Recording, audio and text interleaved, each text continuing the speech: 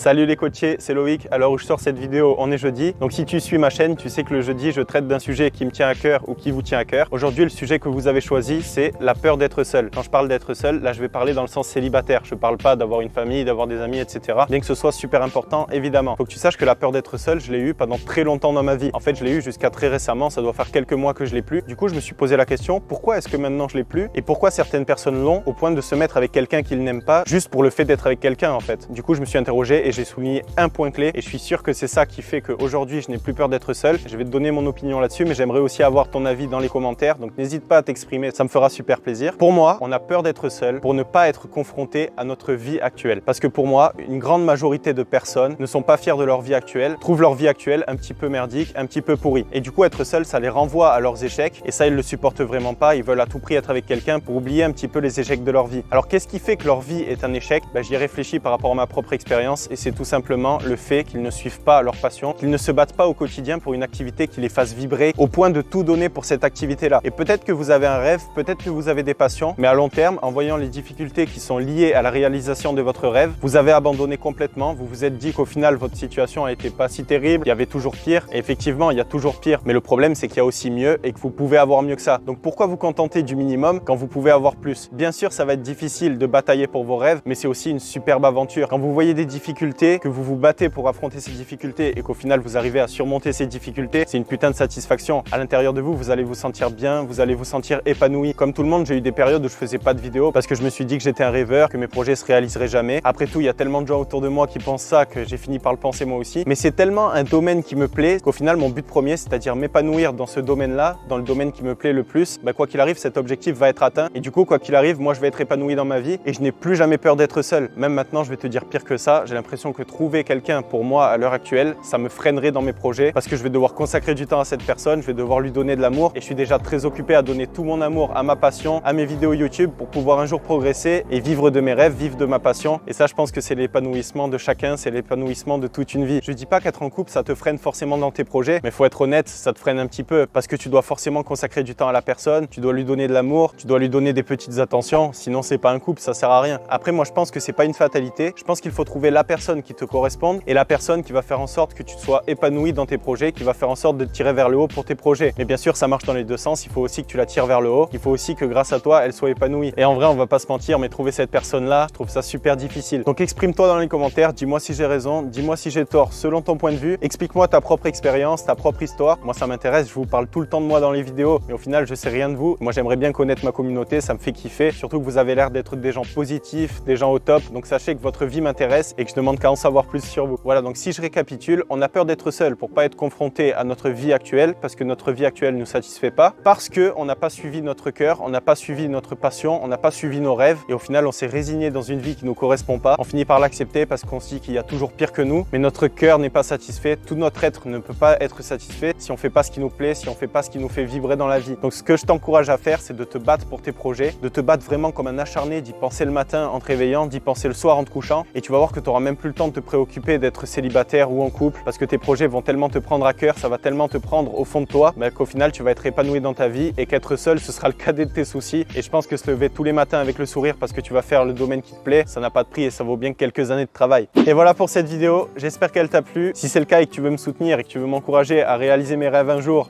pense à liker la vidéo et à t'abonner. Tu peux aussi me suivre sur les réseaux sociaux Facebook et Instagram. S'il y a un sujet qui vous tient à cœur, qui vous plaît et que vous avez envie que je traite dans mes vidéos, dites-le moi en commentaire, je le ferai, il n'y a aucun problème. Et moi je vous félicite parce qu'aujourd'hui, vous vous êtes repris en main.